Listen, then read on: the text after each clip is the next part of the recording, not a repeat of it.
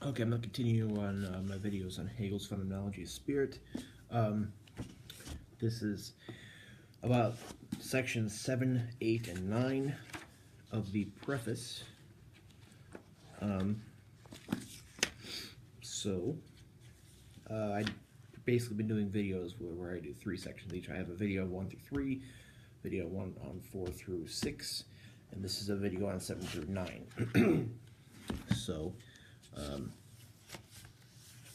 the whole thing here, I guess, in my opinion, on these, Finley didn't help that much. I mean, I guess I have an idea of what Hegel is saying in these 3, but you know, I've been looking to Finley's analysis at the back of this book to try and, I guess, include that in discussing this to assist at understanding this. But in my opinion, he didn't help that much. But so I'm kind of gonna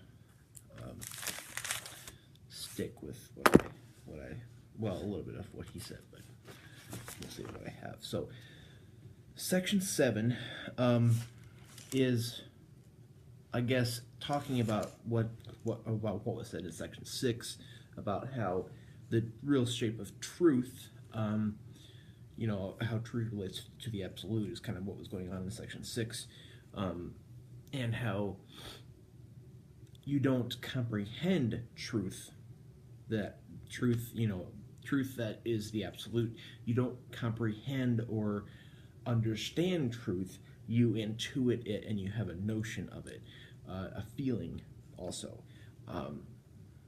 And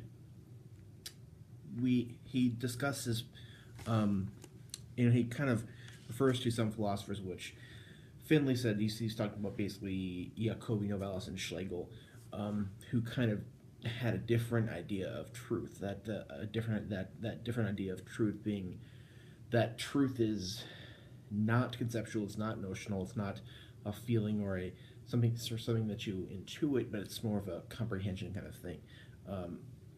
And he said that these ideas arise from desire to return to the peace and security of unquestioning faith that philosophical thinking has shattered. So this is not the easiest thing, but I'm going to read part of this.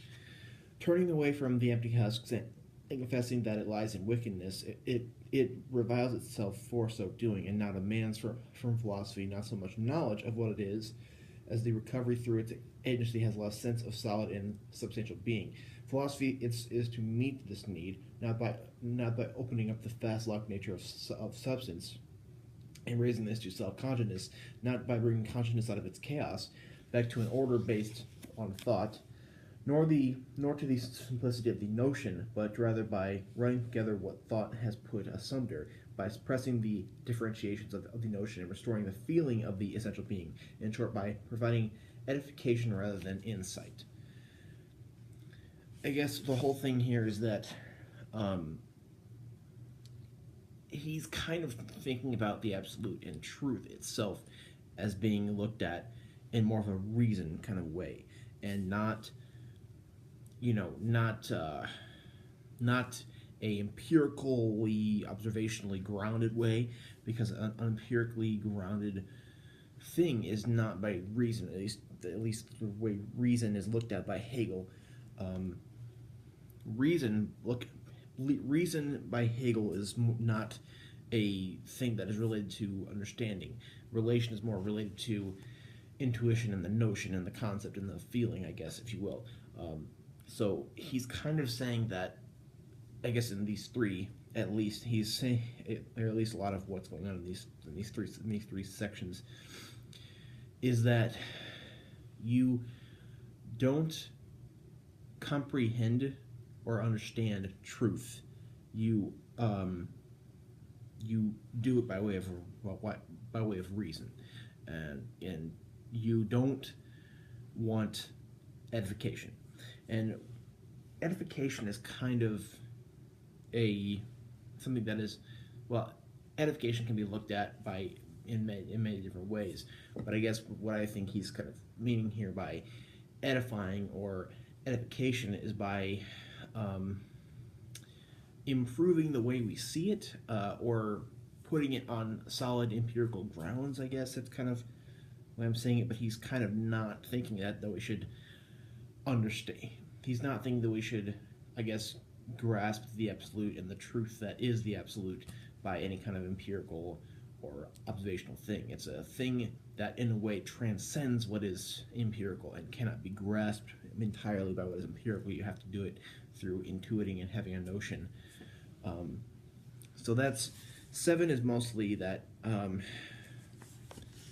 that philosophical thinking is something that can shatter edification, can shatter foundations, and what people like Jacobi and Novalis and Schlegel and even Kant to an extent, what they kind of wanted is a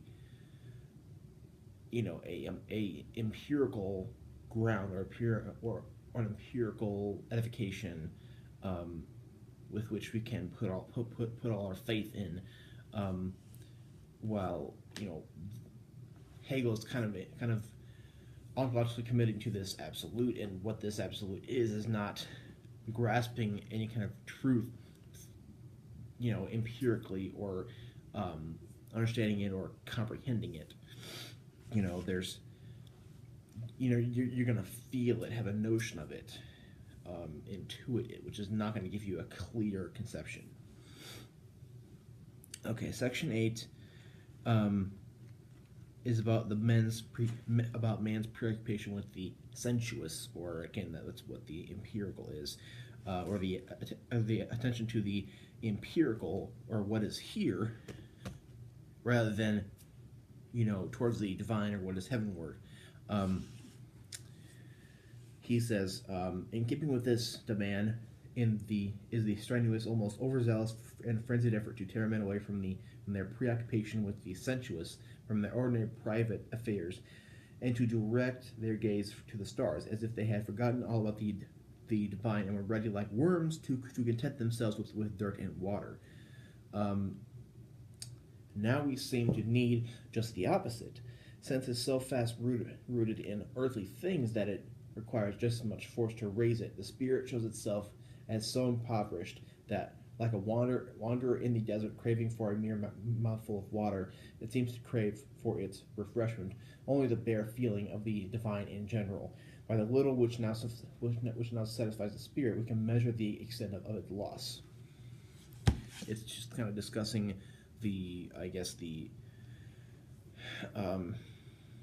our desire to kind of stay with what is empirical and what is this world. And in the 20th century, the logical positivists really spoke out against people like Hegel, or metaphysicians, by what the Vienna Circle and the logical positivists kind of looked at as metaphysicians included Hegel, because of stuff like this, stuff like the absolute, which cannot be empirically grasped, and they just went entirely against all this metaphysical stuff. Section 9, he talks about the true science, and it's so true science cannot be satisfied to see all detail in a vanishing mist. Let's see here. This modest complacency in receiving, or this sparingness in giving, does not, however, befit science. Whoever seeks mere edification, and whoever wants to shroud in a mist of the manifold variety of his earthly existence and of thought, in order to pursue the indeterminate enjoyment of this indeterminate divinity, may look wherever he likes to find all this. He will find ample opportunity to bring up something for himself, but philosophy must beware of the wish to be edifying. So I guess the whole thing here is that even though according to Hegel we do have an absolute which you can't have direct contact with, you can't directly empirically understand it or have comprehension of it. Philosophy brings science towards actual knowing. That's what we've discussed in the previous sections. That's what he said. There's a system of science or system of philosophy of actual knowing that he's going to build up here. That's what he was talking about in the previous sections. So this whole idea of the absolute does not entirely work that well with a system of philosophy or system of science, or a system of philosophy that pushes science towards actual knowing. It doesn't entirely work that well with it. But he says also that we cannot always be obsessed with a pure edification. That we have to be able to live with a philosophical thinking, which where philosophical thinking is going to sort of not always allow for pure understanding or pure truth. So that's my not so good way of doing it. I mean, I think that this is getting very interesting, and I really like this book so far. I mean, I've read a lot of parts of it. I never really been that deep into the preface. But if you think I've left something out or misexplained something, comment below. Let me know. I've been taught this quite a bit, but I haven't, dug into this preface as much as I am now. So comment below, let me know, and I'll be doing in the next video sections 10 through 12. Thank you.